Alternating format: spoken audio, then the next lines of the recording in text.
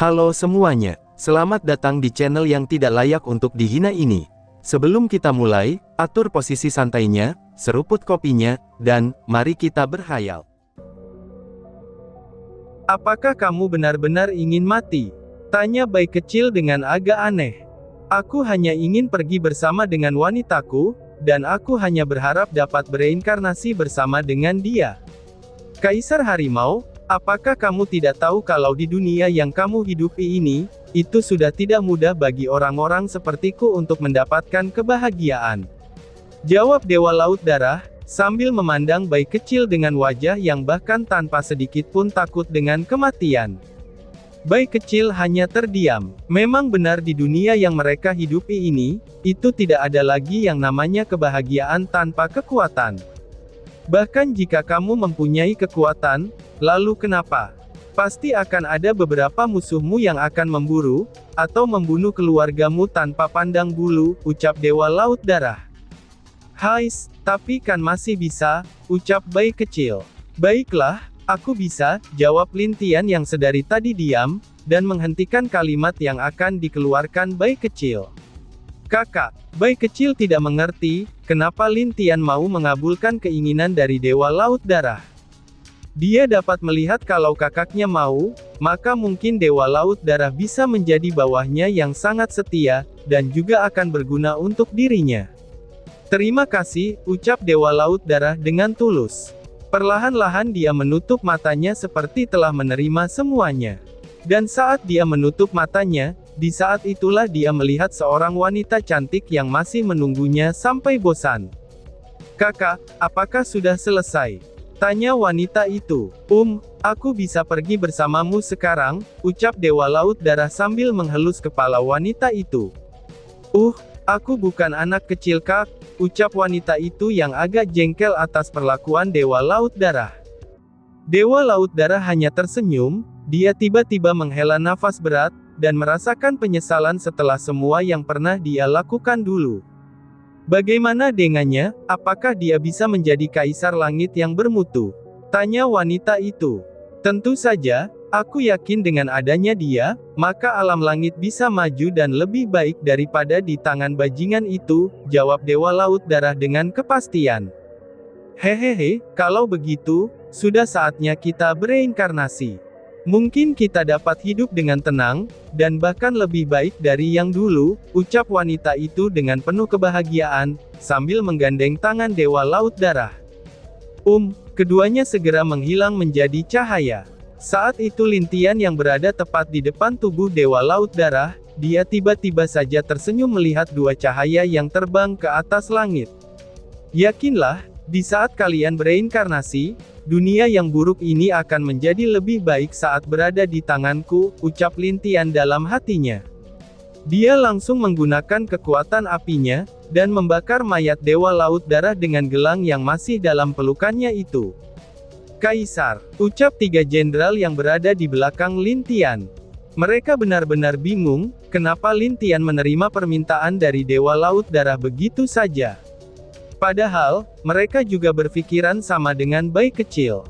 Tidak hanya mereka, tapi juga saudara Lintian yang lain juga berpikiran sama. Kalian yang tidak pernah merasakan kehilangan, tidak akan dapat mengerti perasaannya. Hanya di saat kalian merasakan hal yang sama dengannya, maka kalian akan mengerti dengan penderitaan yang dia alami, ucap Lintian yang membuat semua di sana terdiam. Bahkan beberapa prajurit terdekat juga ikut kaget dengan ucapan Lintian. Bayi kecil yang hanya terdiam seperti mengerti sesuatu, dan dia hanya menghela nafas berat.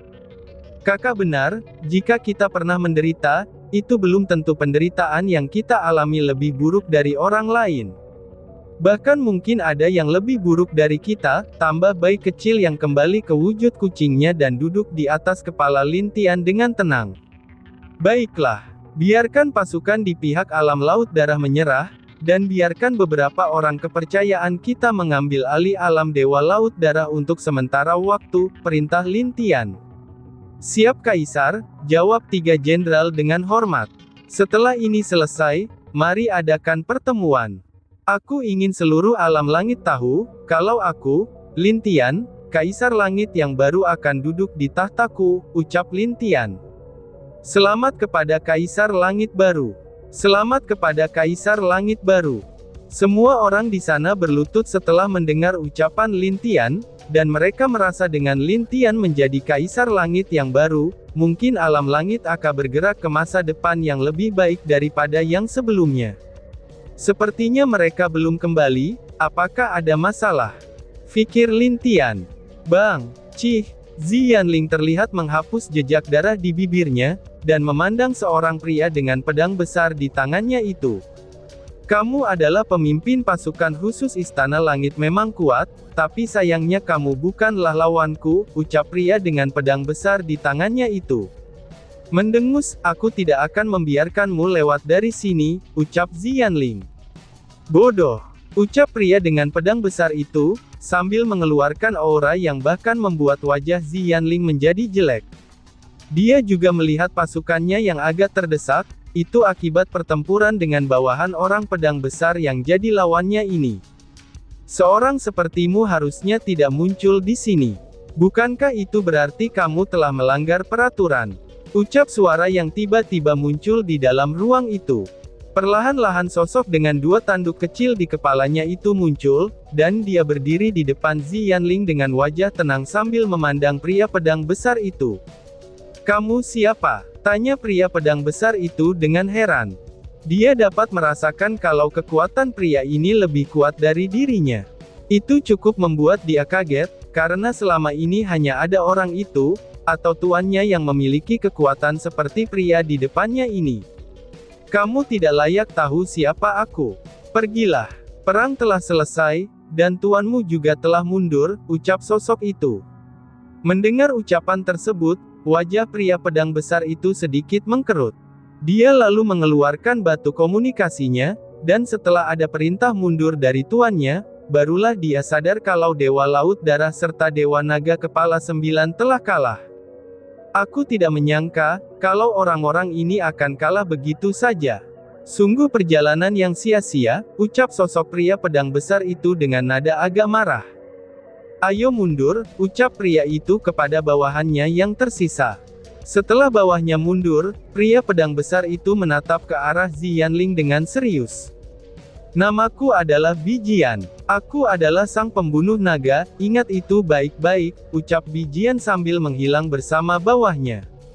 Zi Yanling mengepalkan tangannya dengan erat. Sekarang dia sadar, kalau kekuatannya ini benar-benar masihlah lemah.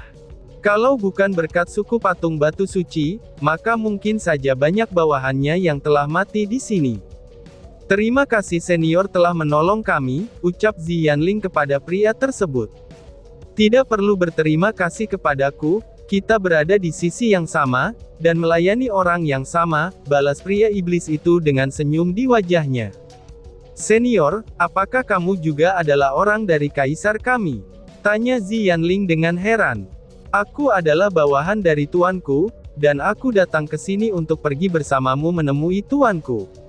Apakah bisa? Ucap pria iblis itu. Zi Yanling agak curiga dengan tingkah laku dari orang di depannya ini, tapi dia tidak mempunyai bukti untuk meragukannya.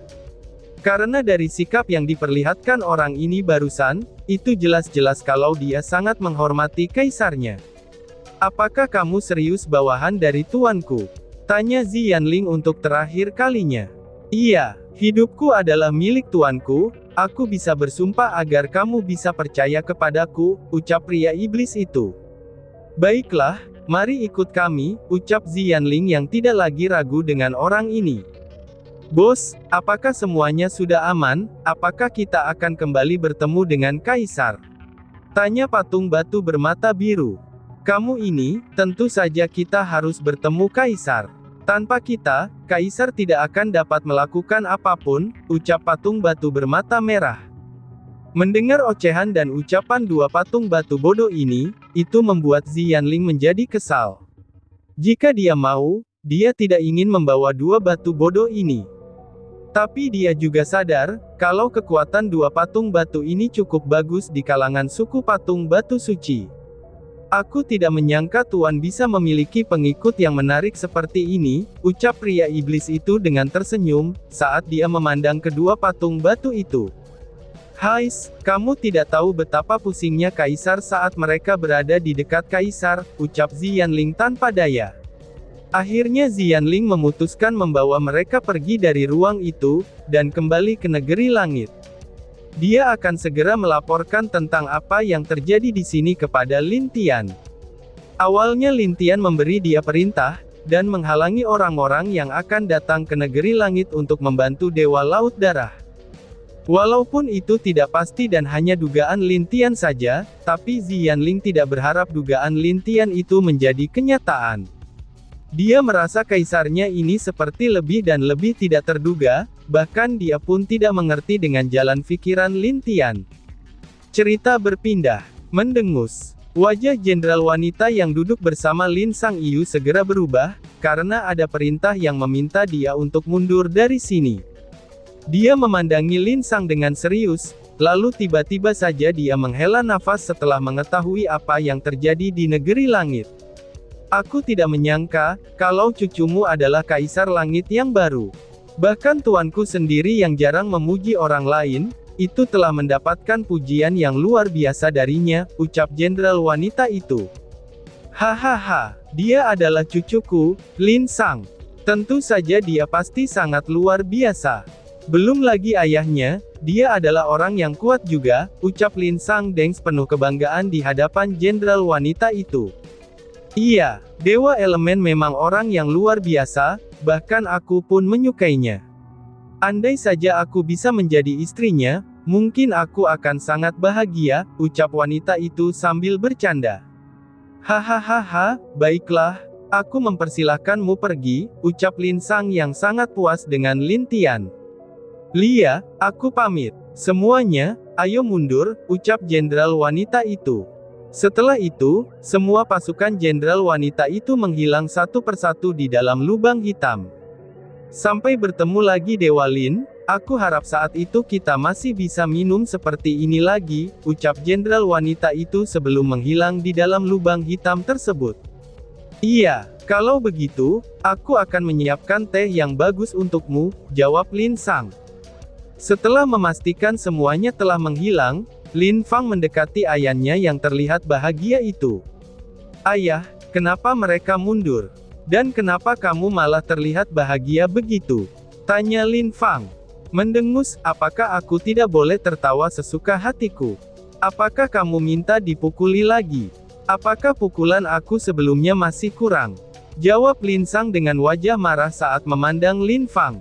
Tidak ayah, jangan pukuli aku lagi. Aku benar-benar tidak kuat jika kamu memukulku lagi, balas Lin Sang dengan terburu-buru. Dia telah merasakan sakit saat dipukuli oleh ayahnya, dan tentu saja dia tidak ingin lagi mengalami hal itu.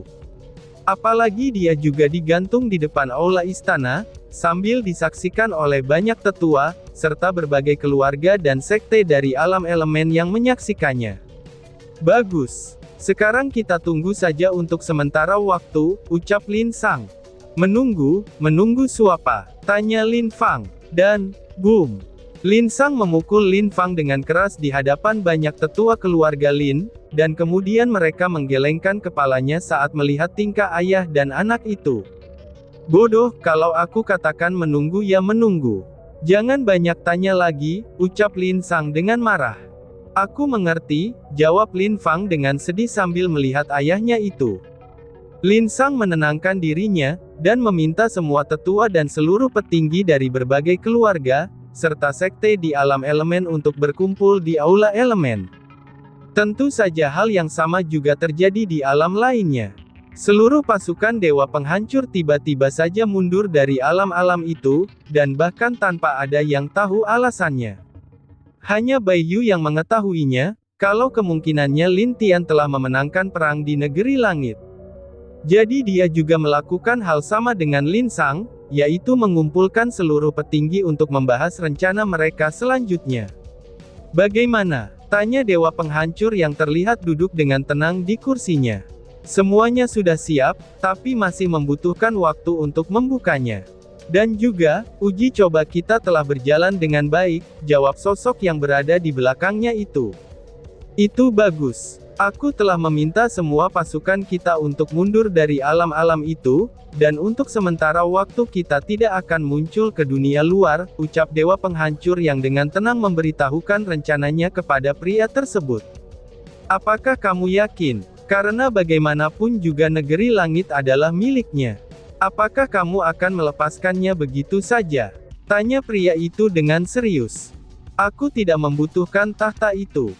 Itu hanyalah sebuah nama saja, dan aku tidak perlu berperang dengan pemuda itu, jawab Dewa Penghancur dengan tenang. Karena baginya, tahta Kaisar Langit hanyalah sebuah sampah. Karena di matanya hanya ada kekuatan, dan itu adalah satu-satunya kekuasaan yang mutlak di dunia tempat dia hidup ini. Jikapun Lin Tian mendapatkan gelar Kaisar Langit yang baru, karena menurutnya itu tidak ada gunanya, dan bahkan itu hanyalah sampah yang tidak berguna. Tentu saja pria yang ada di belakang Dewa Penghancur itu tahu semua tentang Dewa Penghancur, dan dia sudah lama tahu kalau orang ini sangat bernafsu dengan yang namanya kekuatan. Bahkan dia tidak segan-segan untuk mengorbankan orang-orang terdekatnya, itu hanya untuk mencapai tujuannya. Tapi bagaimanapun dia tidak bisa menyalahkan orang ini, karena dia tahu siapa penyebab dari perubahan Dewa Penghancur. Kalau begitu, aku akan mengikuti rencanamu. Dan kamu harusnya bersiap-siap, karena kemungkinannya hal yang kita pikirkan tersebut, itu akan lebih dari apa yang kita pikirkan selama ini, ucap pria itu. Pria itu dengan serius mengingatkan Dewa Penghancur, tentang apa yang dia lakukan ini bagaikan pedang bermata dua. Jika rencana itu berhasil, maka dia bisa menjadi apa yang dia mau. Tapi jika dia gagal, maka hidupnya sudah pasti akan berakhir di saat itu juga. Aku tahu, bagaimanapun juga kita telah melangkah setengah jalan, dan tidak bisa mundur lagi, jawab Dewa Penghancur sambil menghela nafas berat. Dan tiba-tiba saja bersambung. Sekian dan terima kasih banyak. Bye-bye.